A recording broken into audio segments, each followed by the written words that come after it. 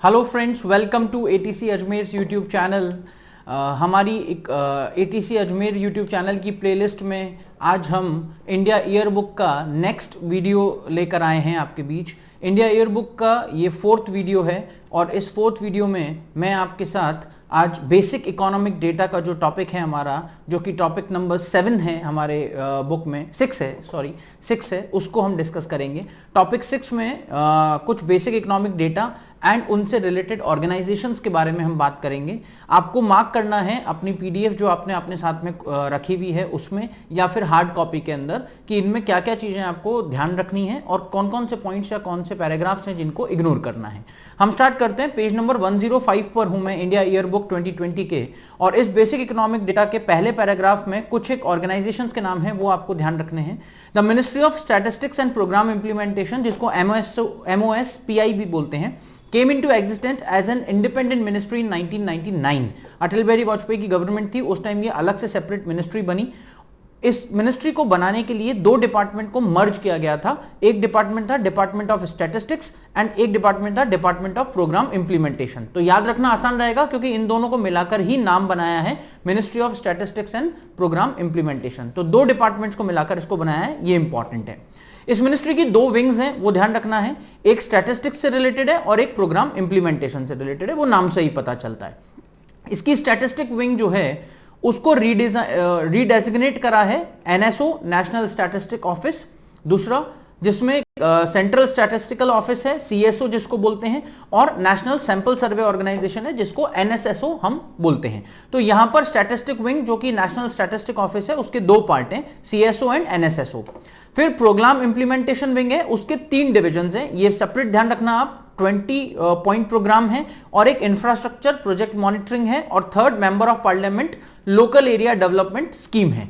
यहां पर एक चीज आप ध्यान रखना, इस 3 पार्ट्स में से प्रोग्राम इंप्लीमेंटेशन के मैंने MP लेड जो 3rd पार्ट है, member of parliament local area development वाला, उसके लिए करंट अफेयर्स में एक सेपरेट वीडियो बनाया है। आप हमारी करंट अफेयर की प्लेलिस्ट में जाएंगे, वहां पर आपको MP लेड्स स्कीम जो फंड है उसके बारे में वीडियो मिलेगा। वहां पर सारी जानकारी मैंने उधर दी है क्योंकि वो करंट में डिस्कशन में था। तो ये टॉपिक जो है 6th टॉपिक, यहां से क्वेश्चन एग्जाम में बन सकता है और वो करंट अफेयर्स से लिंक करके भी बनाया जा सकता है। तो आप MP लेड वाला वीडियो वहां से जरूर देखिए, उसमें आपको सारी जानकारी इसकी मिल जाएगी। तो ये 2 विंग स्टैटिस्टिक्स में, CSO एंड NSSO, और 3 विंग प्रोग्राम इंप्लीमेंटेशन के अंदर है। फिर इसके बाद आगे बात लिखी हुई है कि इन 3 विंग्स के अलावा नेशनल स्टैटिस्टिकल कमीशन NSC भी इन्होंने बनाया है, और जो एक ऑटोनॉमस इंस्टीट्यूट है जिसमें इंडियन स्टैटिस्टिकल इंस्टीट्यूट ISI भी काम करता है। तो NSC तो गवर्नमेंट के रेजोल्यूशन से बना है, और autonomous institute Indian statistical institute ISI, जो कई जगह पर मार्क भी रहता है, ISI मार्क, वो इंस्टीट्यूट ही है, और इसको नेशनल इंपॉर्टेंस का डिक्लेयर अभी कर दिया गया है। अब मैं स्टार्ट कर रहा हूं पहला नेशनल स्टैटिस्टिकल कमीशन से, NSC की बात करेंगे, जो हमारा स्टैटिस्टिक्स का काम देखता है। ये 2005 में सेटअप हुआ है बच्चों, ये ध्यान रखना, अंडरलाइन करना इस पॉइंट को। ये मनमोहन सिंह की गवर्नमेंट में 2005 में बना था। NSC followed the decision of the cabinet to accept the recommendation of the Rangarajan commission. ये ध्यान रखना है, national statistical commission Rangarajan commission की एडवाइस पर बना था, जिसको रिव्यू करा इंडियन स्टैटिस्टिकल सिस्टम को 2001 में, और NSA इनिशियली कॉन्स्टिट्यूट हुआ था 2006 में as a nodal and empowered body for all core statistical activities of the country. तो 2006 में बनाया गया ये इंस्टीट्यूट, जो कॉन्स्टिट्यूट हुआ था सारे स्टैटिस्टिकल वर्क करने के लिए देश में नोडल एजेंसी की तरह काम कर रहा है और करता रहेगा। इसमें 1 पार्ट टाइम चेयरमैन होता है और 4 पार्ट टाइम मेंबर होते हैं, ये भी आपको बात ध्यान रखनी है। और जो मेंबर हैं वो स्पेशलाइज होते हैं स्पेसिफिक स्टैटिस्टिकल फील्ड के। इसके अलावा सेक्रेटरी प्लानिंग कमीशन के, वो इसके एक्स ऑफिशियो मेंबर होते हैं, ये आपको ध्यान रखना है। And chief statistician of India is the secretary of the commission, मतलब NSC का जो सेक्रेटरी होता है वो इंडिया का चीफ स्टैटिस्टिशियन होता है, जो इसका सेक्रेटरी बनता है। और वो साथ ही साथ secretary to the government of India जो है, he is also the secretary to the ministry of statistics and programme implementation. तो चीफ स्टैटिस्टिशियन और secretary to the government of India दोनों इसके जो है सेक्रेटरी कमीशन के बनते हैं। ये पैरा बहुत इंपॉर्टेंट रहेगा, कमीशन कब बना, कब से कॉन्स्टिट्यूट हुआ, किसने बनाया और इसमें कौन मेंबर्स होते हैं और इसके कौन एक्स ऑफिशियो मेंबर्स होते हैं, वो सब चीजें आपको ध्यान रखनी होगी।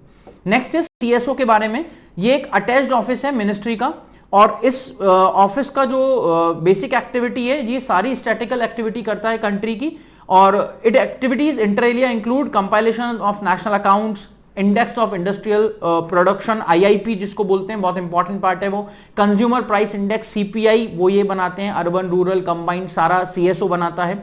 सीएसओ के बारे में डिटेल हम लोग इकोनॉमिक्स के अंदर भी पढ़ते हैं इन्फ्लेशन के टॉपिक में, तो वहां पर भी आपको कुछ चीजें एक्स्ट्रा मिलेंगी। ह्यूमन डेवलपमेंट के स्टैटिस्टिक्स ये बनाते हैं, जेंडर स्टैटिस्टिक्स बनाते हैं, ये सब काम इनका है करना। सोशल एंड एनवायरमेंटल स्टैटिस्टिक्स और नेशनल इंडस्ट्रियल क्लासिफिकेशन ये सब ये करते हैं। हमने जो नेशनल इनकम के टॉपिक हम पढ़ते हैं उसके अंदर इंडस्ट्रीज का जो क्लासिफिकेशन आता है वो सीएसओ ही करता है।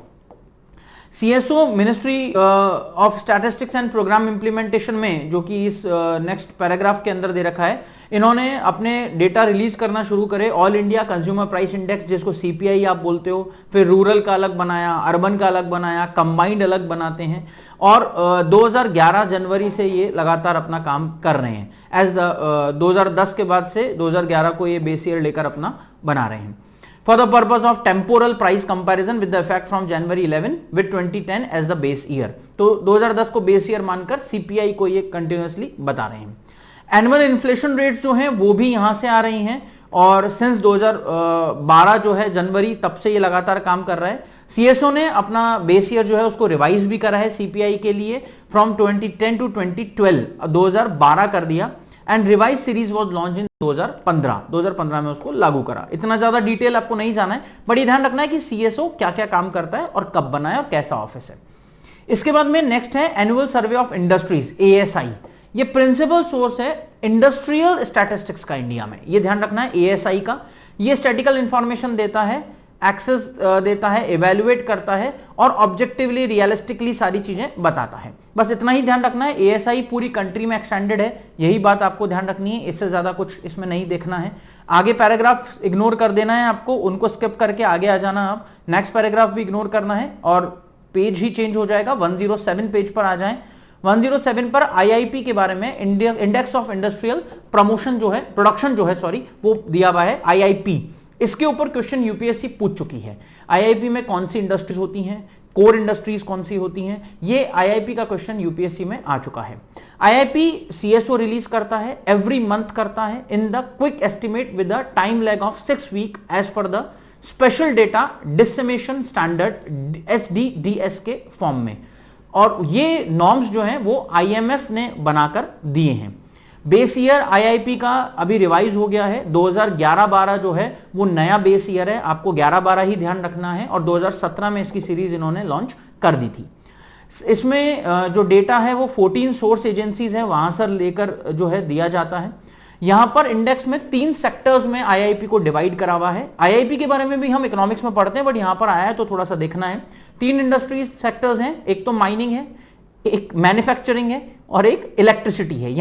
3 इंडस्ट्रीज जो है, माइनिंग, मैन्युफैक्चरिंग एंड इलेक्ट्रिसिटी, और जो एस्टिमेट्स हैं वो इस फॉर्म में दिए जाते हैं कि प्राइमरी गुड्स कौन से हैं, इंटरमीडिएट गुड्स कौन से हैं, and infrastructure goods, consumer goods कौन से हैं, नॉन ड्यूरेबल कौन से हैं, ड्यूरेबल कौन से हैं, ऐसे डिवाइड करते हैं। बट बेसिकली इंडस्ट्रीज 3 है, माइनिंग सेक्टर्स 3 है, माइनिंग, मैन्युफैक्चरिंग एंड इलेक्ट्रिसिटी। इसको जरूर मार्क करके रखिएगा, ये एक इंपॉर्टेंट बात है। अच्छा, यहां पर आईआईपी की 8 कोर इंडस्ट्रीज के बारे में नहीं लिखा है, आपको वो सर्च कर 8 कोर इंडस्ट्रीज को नोट डाउन करना है, वो इंपॉर्टेंट रहेगा। आप यहां पर साइड में मार्क कर लीजिएगा, आईआईपी 8 कोर इंडस्ट्रीज, उनको आपको देखना है।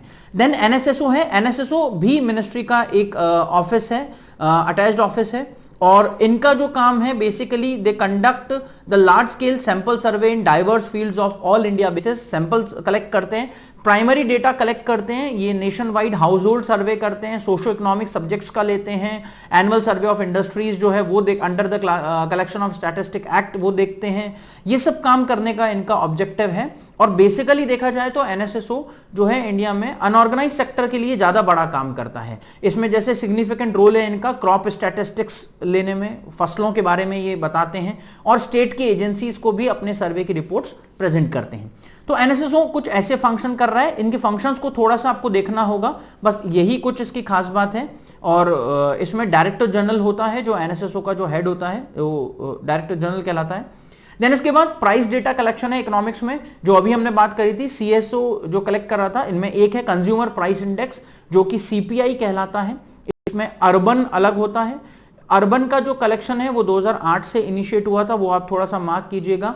और अभी इसका करंट बेस ईयर आपको ध्यान रखना है, दैट इज 2012, और 2010 के अकॉर्डिंग ये डेटा कलेक्शन कर रहे हैं। और 1078 कोटेशंस जो हैं, 1078 कोटेशंस ये per month collect across the country करते हैं। देन WPI है, WPI होलसेल प्राइस इंडेक्स है, ये इंडिया में इंपॉर्टेंट मेजर है इन्फ्लेशन को चेक करने का। हम पेज नंबर 108 पर हैं, आपको इन्फ्लेशन का मेजर यदि देखना होता है तो WPI को हम जनरली कंसिडर करते हैं। Then rural retail price collection है, ये RPC के नाम से जाना जाता है। ये फील्ड ऑपरेशन डिविजन्स हैं, वो कलेक्ट करते हैं, रेगुलर बेसिस पर करते हैं कंपाइल, और सीपीआई के साथ इसको अटैच करते हैं for agriculture labours and rural labours. जो कृषि मजदूर हैं या ग्रामीण मजदूर हैं उनके लिए इसको कलेक्ट किया जाता है on the behalf of labour bureau. Labour bureau Shimla के अंदर है, उसके बिहाफ पर इसको कलेक्ट जो करने का काम करा जाता है। ये 1986 से इन्होंने एक बास्केट बनाई थी, तब से लगातार कर रहे थे, बट अभी इसको आगे लगातार जो है ये कलेक्ट कर रहे हैं रूरल एरिया के लिए। देन 20 पॉइंट प्रोग्राम है, ये इनिशिएट हुआ है 1975 में, इतना ही ध्यान रखना है। रीस्ट्रक्चर करा है इसको बार बार, 2006 में लेटेस्ट रीस्ट्रक्चर हुआ है, 3 बार इसको रीस्ट्रक्चर कर दिया, 82, 86 एंड 2006, इसमें 3 बार इसको रीस्ट्रक्चर करा है।